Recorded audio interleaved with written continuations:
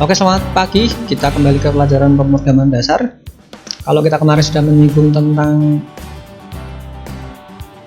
kondisi, tentang percabangan itu ya. Jadi sebuah algoritma itu kan nanti tidak selalu kita ada masalah kemudian kita selesaikan dan langsung ada hasilnya. Nah, ada kalanya ketika kita menyelesaikan masalah itu alternatif jawaban atau alternatif solusi yang pertama kita tawarkan itu belum tentu berhasil, sehingga membutuhkan alternatif selanjutnya.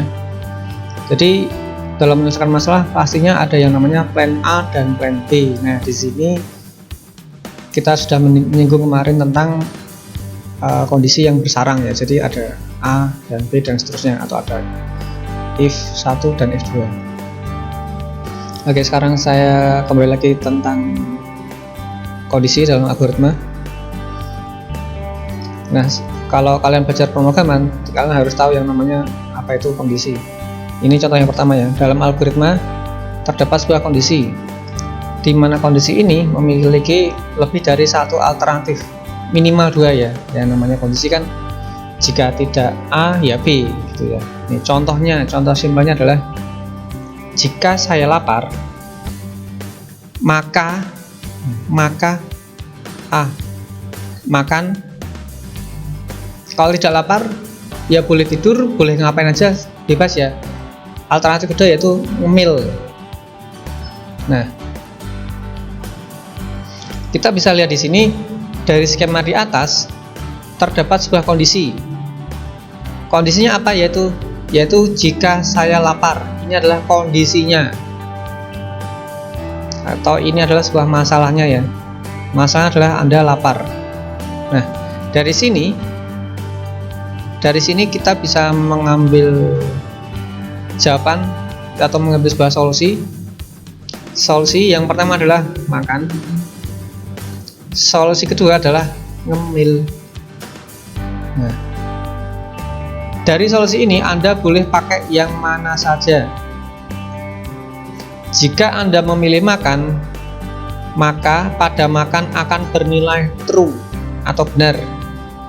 Jika Anda memilih ngemil, maka karena Anda memilih makan sebagai jawaban Anda atau solusi Anda, maka si bagian ngemil ini akan bernilai false karena tidak jadi kita pakai. Ya, ngemil akan bernilai false. Nah, ini contohnya. Ini skema dalam bentuk if else-nya. Jika saya lapar, maka makan. Jadi makanya akan bernilai true. Karena ini sudah terjawab, true kan berarti sudah ada jawabannya. Nah, alternatif kedua atau else-nya dia akan bernilai false karena tidak jadi kita pakai.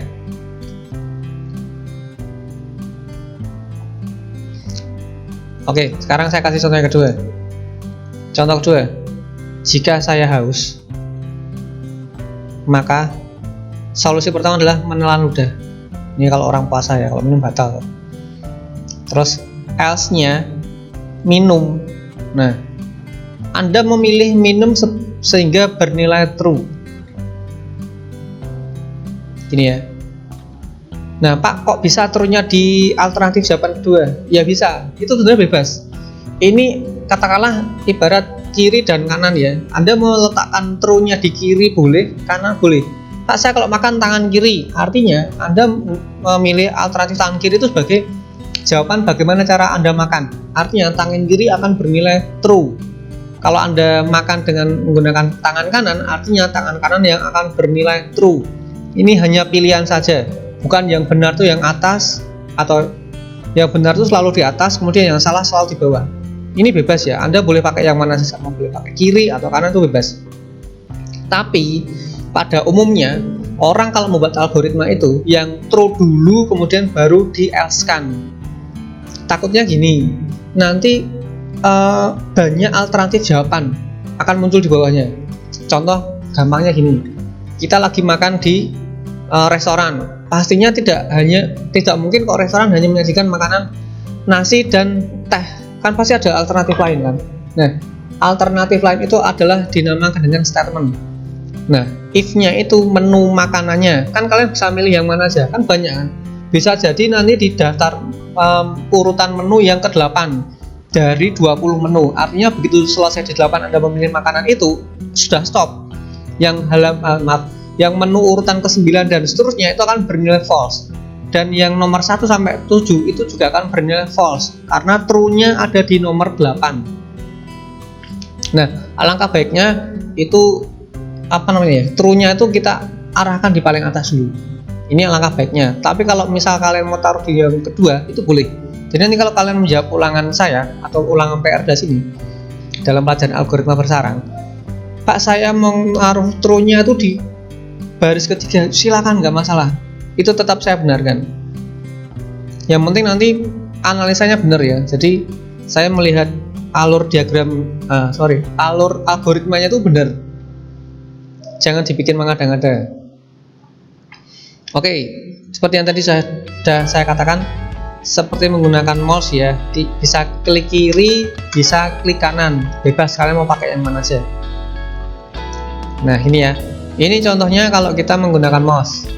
Jika klik tombol kiri, then memilih item, else properties. Nah ini contohnya kayak gini ya, tak kasih contoh.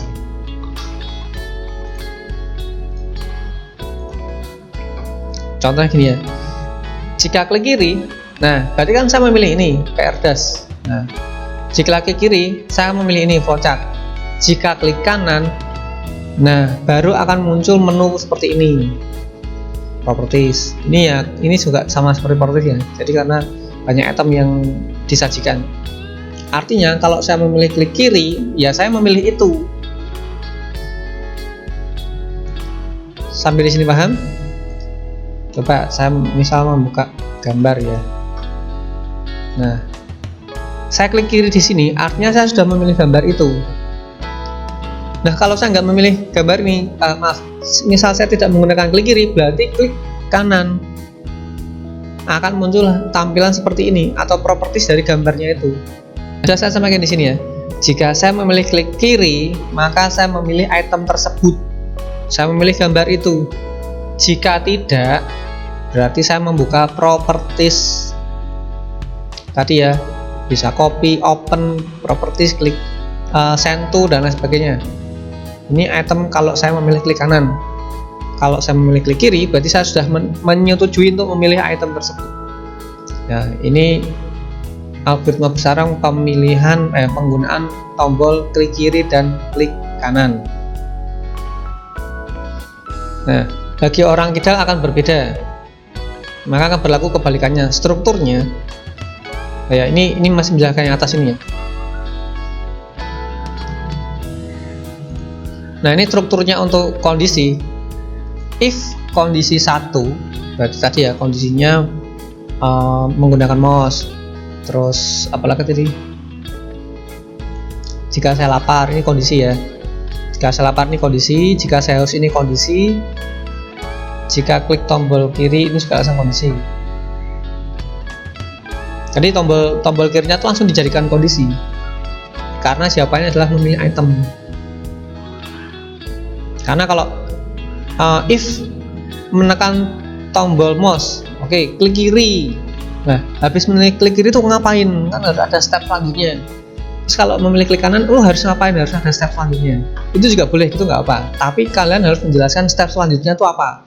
Jangan berhenti sampai di klik kiri aja, maka algoritma Anda akan selesai. Habis klik kiri, ya terus ngapain? Nah, kita kembali ke strukturnya ya. If kondisi 1, then statement 1. Statement 1, kemudian else. Jika statement 1 ini bernilai false, maka akan dijalankan statement 2. Ini ya.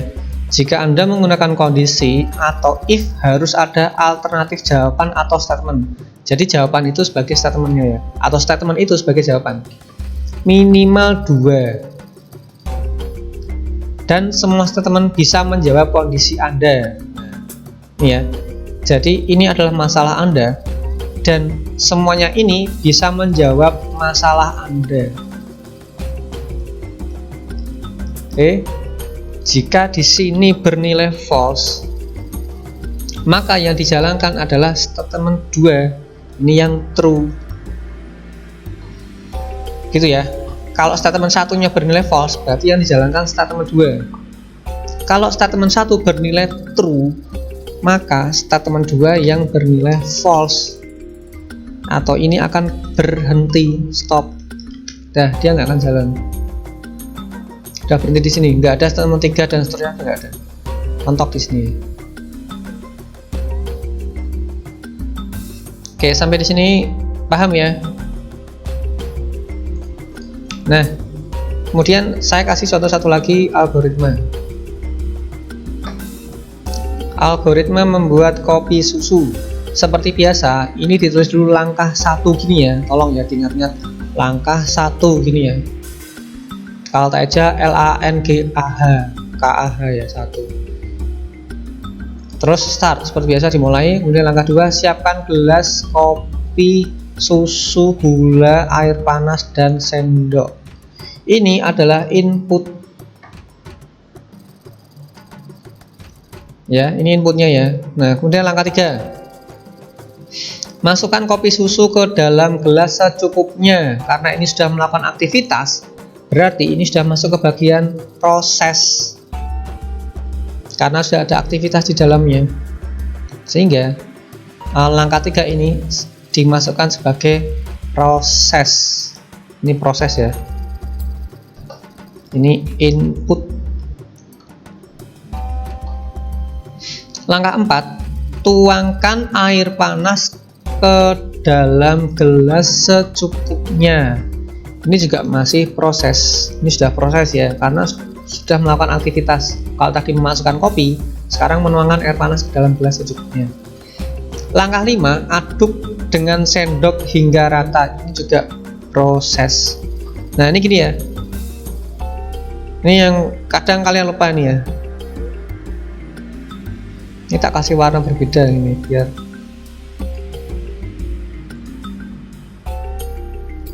kalian bisa memetani nanti ya.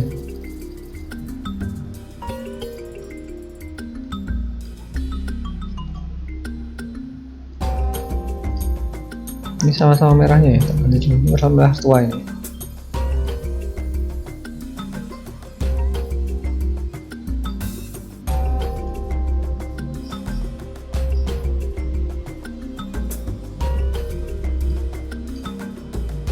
Nah, ini sudah biar hitam aja. Oke.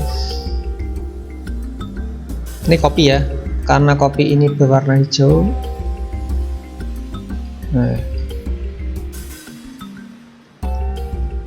Dan susu ini biru.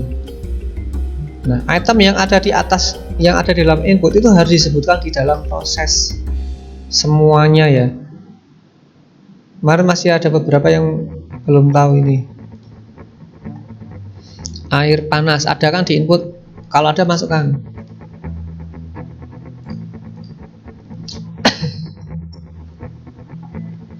Kayak ini ya. Jadi semua item yang ada di sini ada di input. Jangan sampai di input nggak ada, tahu-tahu di proses ada. Nah, ini kan nggak bener, salah ya. Jadi sebelum kalian menjabarkan prosesnya, kalian harus menjabarkan inputnya dulu. Dideskripsikan inputnya apa saja, disebutkan di situ semuanya. Baru kemudian kalau sudah disebutkan, dimasukkan di dalam proses. Nah, kemudian aduk.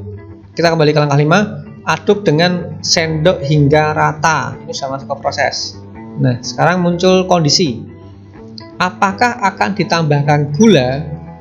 Karena di sini tidak ada jawaban, tidak ada statement kopi susu manis atau tidak, atau pahit ya. Karena ada orang suka kopi pahit dan ada suka yang kopi manis, dan susu ini kalau pakai kental manis kan udah otomatis manis.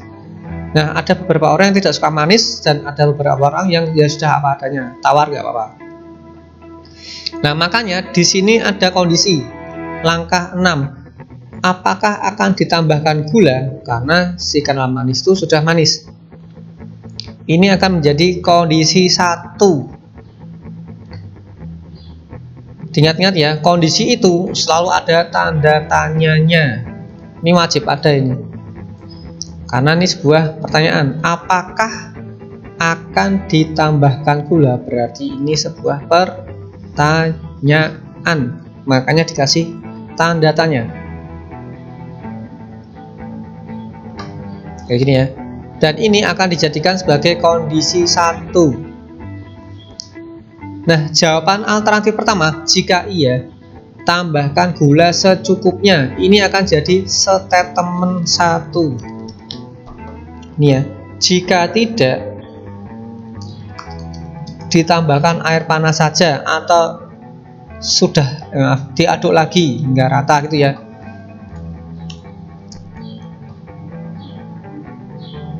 Kopi susu siap dihidangkan karena sudah selesai. Ini maksudnya output.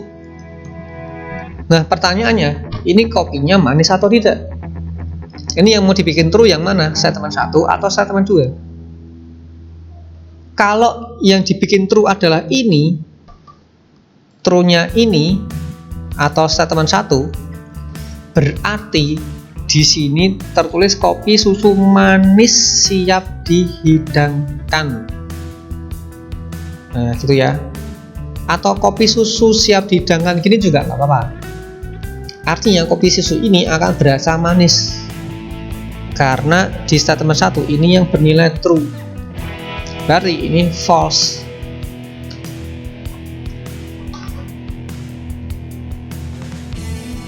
Nah, ini ya. Cukup mudah bukan?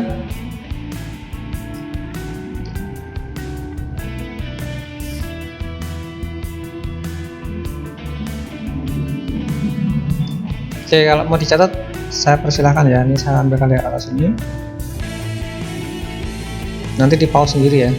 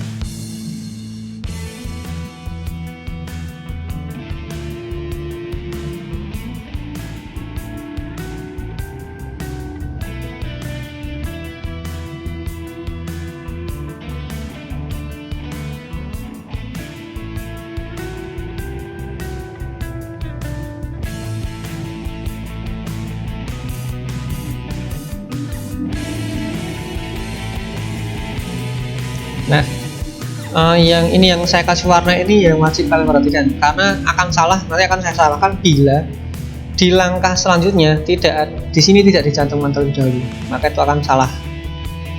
Artinya algoritma Anda bisa dikatakan mengada-ngada karena tidak ada di bagian input, kok tahu-tahu muncul di proses.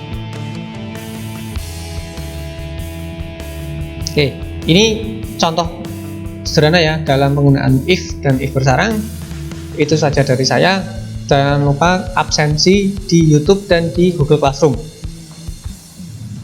Kalau ada tugas, kalian bisa cek di bagian assignment. Kalau tidak ada, berarti kalian hanya memperhatikan materi saja.